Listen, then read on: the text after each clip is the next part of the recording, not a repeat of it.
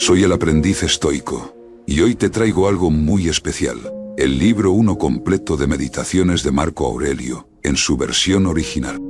Prepárate para sumergirte en la sabiduría pura de un emperador que también fue un gran filósofo. Sin más preámbulos, te dejamos con esta joya del pensamiento estoico. Disfrútalo. Meditaciones, libro 1.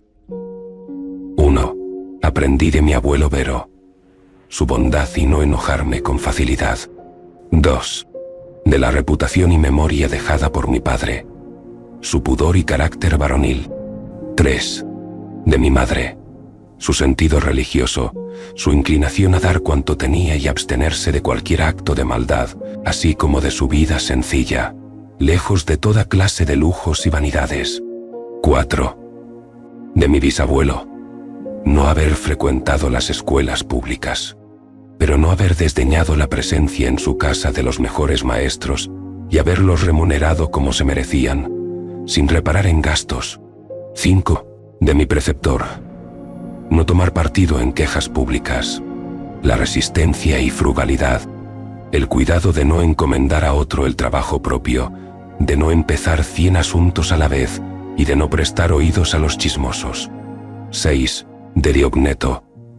La aversión a las futilidades, la incredulidad a las patrañas y mentiras sobre la manera de preservarse de los demonios y otras necedades parecidas, el no aficionarse a la crianza de codornices augurales ni otras manías semejantes, el soportar las opiniones de los demás cuando eran sinceras, el haberme familiarizado con la filosofía, teniendo por maestros primero a Baquio y luego a Tandasio y a Marciano, el aprender a dialogar desde muy niño, el haberme habituado a cama humilde cubierta de piel y, en fin, a cuantas prácticas y disciplinas son propias de un verdadero filósofo griego. 7. De rústico. El haberme convencido de que era preciso controlar mi carácter y vigilarme muy atentamente. El no haber compuesto tratados retóricos y engañosos discursos destinados a convencer a los demás. El no haber intentado sorprender mediante falsa apariencia de actividad o de beneficencia. El haber renunciado a la retórica, a la poesía, al estilo refinado. El no usar la toga dentro de casa y toda otra vanidad semejante. A usar en mis epístolas el estilo sencillo del que me dio buen modelo en la carta que escribió desde Sinuesa a mi madre. A estar siempre dispuesto con respecto a quienes me hubiesen faltado y me hubiesen tratado bruscamente. A reconciliarme con ellos y a ir a su encuentro a la menor indicación que hiciesen de arrepentimiento. A leer con el mayor detenimiento y a no contentarme con considerar las cosas de un modo insuficiente y sumario. A no dejarme convencer por esas gentes que hablan de continuo a tontas y a locas. En fin, haber podido leer, gracias a él, pues me los prestó de su biblioteca, los libros que nos conservan las lecciones de Epicteto. 8. De Apolonio. La independencia, el decidirme a obrar sin vacilaciones y sin entregarme ciegamente en manos de la suerte. El no tener otro guía que la razón en todo instante. El ser siempre dueño de mí mismo, aun afligido por grandes dolores, por largas enfermedades o aún por la pérdida de un hijo. El haberme mostrado con su nobilísimo ejemplo que la mayor energía y la más grande dulzura de carácter pueden aliarse perfectamente. El haber aprendido a ser paciente como él lo era en todas sus explicaciones. El haberme enseñado con su ejemplo vivo y sencillo, pues era hombre tan modesto que en muy poco tenía aquella habilidad y experiencia con que participaba a los demás sus doctrinas. En fin, el haberme enseñado, asimismo, cómo es preciso acoger lo que entre amigos suelen considerarse como favores, es decir, a no dejarme ganar fácilmente por ellos, ni tampoco a despreciarlos groseramente. 9. De Sexto. La benevolencia y el ejemplo de una familia patriarcal, la concepción de lo que es la vida según la naturaleza enseña, la gravedad exenta de afectación, la verdadera solicitud, esa que continuamente acecha los deseos de los amigos para complacerlos, la tolerancia con los lerdos y con los que acostumbran a opinar sin haber reflexionado previamente, el arte de ponerse a tenor con todo el mundo, arte que él practicaba naturalmente, con tal perfección que, sin adulaciones ni bajezas, encantaba a cuantos le trataban, sin que por ello dejase de inspirarles el más profundo respeto. Su habilidad en descubrir con absoluta precisión el mejor modo de ordenar aquellos principios por los que es preciso regular la vida. El no haber manifestado jamás cólera ni sombra de toda otra pasión indigna. Muy por el contrario, evidenciar siempre un carácter tan tranquilo como afectuoso. En fin, su habilidad para hablar discretamente y para hacer gala, sin la menor pedantería, de sus vastos conocimientos. 10. De Alejandro el Gramático. No criticar a nadie. No irritarse ni mirar con desprecio a los que no hablan con la propiedad debida. Muy al contrario. Enseñarles dulcemente manifestando con suavidad y sin reproche la palabra verdadera, envolviéndola en una respuesta discreta o entablando una discusión en común relativa al fondo de la cuestión, no sobre la forma, para herir menos, o por cualquier otro medio de sugestión directa no menos apropiado. 11. De frontón. Haber observado a qué grado de envidia, de disimulo y duplicidad llegaron los tiranos, y cómo, casi siempre, esas gentes que llamamos los patricios son incapaces de verdadero afecto para los demás. 12. De Alejandro el Platónico. A no alegar con demasiada frecuencia ni sin necesidad, bien de palabra, bien por escrito, exceso de ocupaciones. A no eludir con demasiada persistencia los deberes que imponen las relaciones sociales pretextando estar abrumado por los trabajos. 13. De Cátulo. A no despreciar las quejas de los amigos, ni aun siendo infundadas. Por el contrario, a tratar de sacarles de su error y de afirmar nuevamente las relaciones cordiales. A no decir sino bien de quienes nos enseñan, como hacían Dionisio y Atenodoro, que siempre que hablaban de sus maestros lo hacían con el mayor respeto. 14. De mi hermano Severo. A amar al prójimo, a todo lo verdadero y a todo lo bueno. El haber conocido gracias a él a Tresa, Elvidio, Catón, Dion y Bruto. De haber adquirido también por él una noción clara de lo que es un Estado democrático, de un gobierno fundado sobre la igualdad y el común derecho de todos a exponer sus ideas, de un imperio en que sobre todas las cosas se respete la libertad de sus ciudadanos. De él aprendí también a rendir culto constante y sin desfallecimiento a la filosofía, la beneficencia y la libertad llevada al más alto grado, así como a no desconfiar del afecto que nos profesan los verdaderos amigos. Acostumbraba también a reprender a quienes tenía que hacerlo, o a censurar a aquellos que a su juicio lo merecían con la mayor claridad y franqueza. De tal modo era sincero que jamás tenían sus amigos que perderse en conjeturas sobre lo que pensaba y sobre lo que quería, que una y otra cosa eran en todo momento en él cosa evidente. 15. De Máximo. El dominio de sí mismo y el no dejarse arrastrar por ninguna clase de impulsos, fueran cuales fuesen. El valor en todas las circunstancias, muy especialmente en el curso de las enfermedades. Aquella dulce mezcla de dulzura y nobleza que daban tan grato sello a su carácter. Aquel su ánimo generoso que le hacía cumplir sin esfuerzo cuantos trabajos se le deparaban.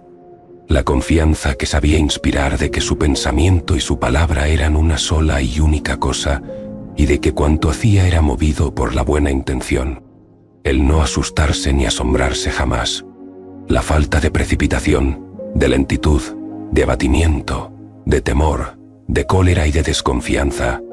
El prodigar el bien, la facilidad en el perdonar, la lealtad, el dar la idea siempre de un hombre justo y sincero, sin doblez. En fin, aquella su manera de ser que evidenciaba que a nadie miraba con menosprecio ni superioridad. 16. De mi padre. La mansedumbre, pero también la firmeza inquebrantable en sus decisiones una vez adoptadas tras madura reflexión. La indiferencia a esa vanagloria, compañera engañosa de los no menos engañosos honores. El amor y la perseverancia en el trabajo, la atención con que escuchaba a cuantos eran capaces de hacer algo útil al bien público, el otorgar franca e inflexiblemente a cada uno lo que le era debido por sus méritos, la habilidad en el conocer cuándo era preciso sostener un esfuerzo y cuándo detenerse, el haber renunciado a los amores de los adolescentes, la sociabilidad, el dejar en la mayor libertad a sus amigos, no exigiéndoles que se sentasen en contra de su voluntad a su mesa, ni que por obligación le acompañasen en sus viajes.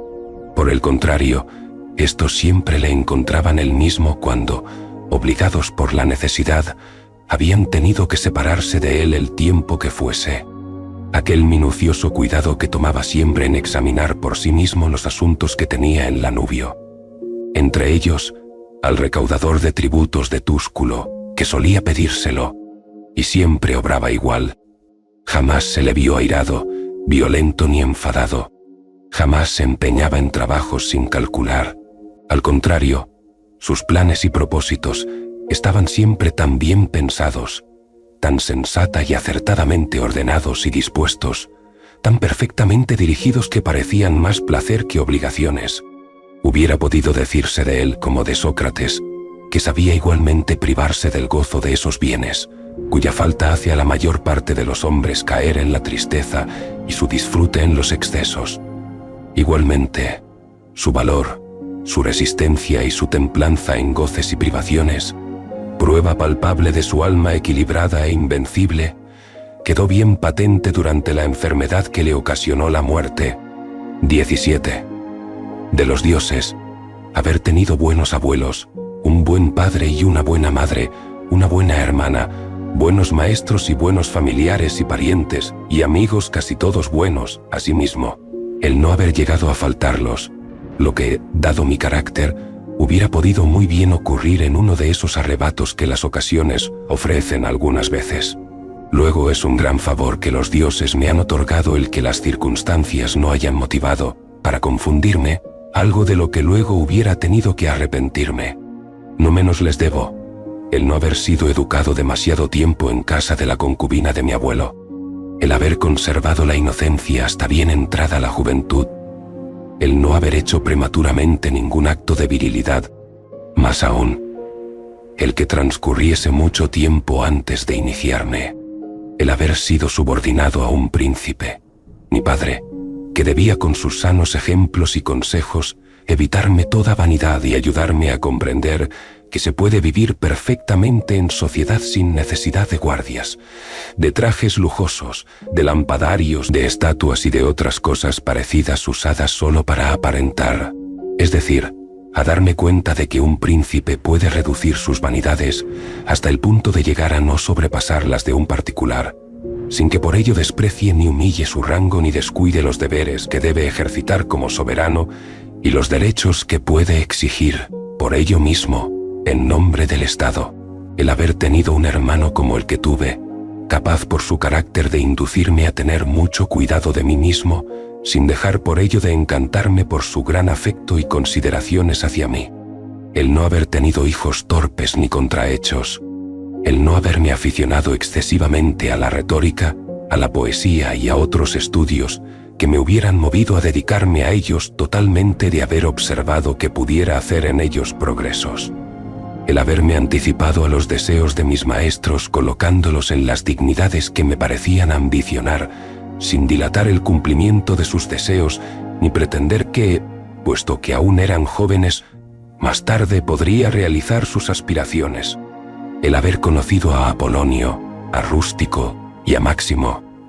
El haber comprendido muchas veces, y con toda claridad lo que es la vida conforme a la naturaleza, de tal modo que el que no viviese de acuerdo con ella no dependería en modo alguno de los dioses, de sus comunicaciones, inspiraciones y ayudas, sino de mi propia culpa por no tener en cuenta precisamente sus advertencias, es decir, sus lecciones, la resistencia extraordinaria de mi cuerpo, no obstante mi trabajosa vida, el no haber tocado a Benedicta ni a Teodoto, el haberme curado pronto y sin dolor, más tarde, cuando el amor me hizo su víctima, el no haber empeorado con hechos de los que luego hubiera tenido que arrepentirme, mis enfados con Rústico, el que mi madre, que estaba destinada a morir joven, pudiese pasar a mi lado sus últimos años, El que cuando se me ocurrió socorrer a un hombre necesitado o que por alguna razón necesitaba ayuda, pudiera hacerlo.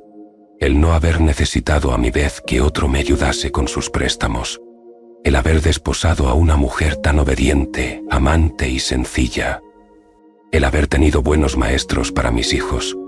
El haber soñado diversos remedios para mis males, especialmente para corregir mis mareos y los esputos sanguinolentos que con frecuencia arrojaba, como me sucedió estando en Gaeta. El no haber caído en manos de los sofistas cuando me aficioné a la filosofía, ni para pasar el tiempo en el análisis de autores y silogismos o perderle igualmente, ocupándome de la física celeste. Forzosamente, tanta ventura me fue concedida por los bondadosísimos dioses y por la fortuna. Esto lo escribo en el país de los Cuados, al borde del río Cran. Espero que hayas disfrutado de este viaje por el libro 1 de Meditaciones de Marco Aurelio. Si te ha inspirado y quieres seguir profundizando en las enseñanzas estoicas, no olvides suscribirte a nuestro canal y activar las notificaciones. Pronto exploraremos más textos y reflexiones que iluminarán nuestro camino hacia una vida más plena y consciente. No te pierdas las siguientes partes de esta obra monumental. Gracias por acompañarnos y hasta la próxima. Sigue cultivando tu mente estoica.